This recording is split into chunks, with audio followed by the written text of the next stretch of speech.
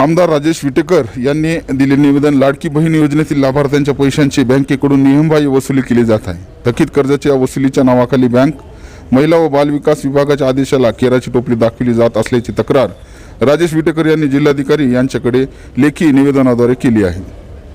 परभणी जिल्ह्यात मुख्यमंत्री माझी लाडकी बहीण योजना यशस्वीरित्या राबविली जात आहे। जिल्ह्यात 2,20,491 बहिणींना या योजनेचा लाभ मिळत आहे। जुलै व ऑगस्ट महिन्याचे 3,000 रुपये प्रमाणे रक्कम बहिणीच्या खात्यावर जमा झालेली आहे। मात्र परभणी जिल्ह्यातील अनेक बँका त्या बहिणींना खात्यातून त्यांच्या रक्कम देण्याऐवजी मिनिमम बॅलन्स, बचत गट, थकीत हप्ते वसुली व इतर कर्जापोटी थकीत कर्ज वसुली करून ते जमा करून घेत आहे। त्यामुळे बहिणींमधून नाराजी व्यक्त केली जात आहे। वास्तविक महिला व बाल विकास विभागाचे सचिव डॉक्टर अनुपकुमार यादव यांनी बँकांना 19 ऑगस्ट 2024 रोजी पत्र पाठवून कोणत्याही कर्जाच्या बदल्यात लाडकी बहीण योजनेतील पैसे कर्जापोटी वसूल करू नयेत, तसेच कर्ज थकीत आहे म्हणून पैसे काढता येणार नाहीत असे सांगून बहिणींना बँकेतून परत करू नये किंवा खाते गोठवण्यात किंवा बंद करण्यात येऊ नये अशा स्पष्ट सूचना केल्या आहेत।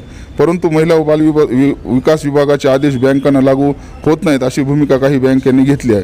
त्यामुळे बँकेत पैसे येऊ नये बहिणींना रिकाम्या हाताने परत जावे लागत आहे। या गंभीर बाबींची आमदार राजेश विटेकर यांनी दखल घेत जिल्हाधिकारी यांच्याकडे लेखी निवेदनाद्वारे तक्रार केली आहे। या प्रकरणी अग्रगण्य बँकेचे जिल्हा व्यवस्थापक तसेच बँकेचे जिल्हास्तरीय प्रमुख अधिकारी यांची तात्काळ बैठक घेऊन त्यांना सूचना करण्यात याव्यात व महिलांना पैसे उचलताना कोणतीही अडचण येणार नाही याबाबतच्या तात्काळ उपाययोजना करण्यात याव्यात अशी मागणीही विटेकर यांनी जिल्हाधिकारी यांच्याकडे केली आहे।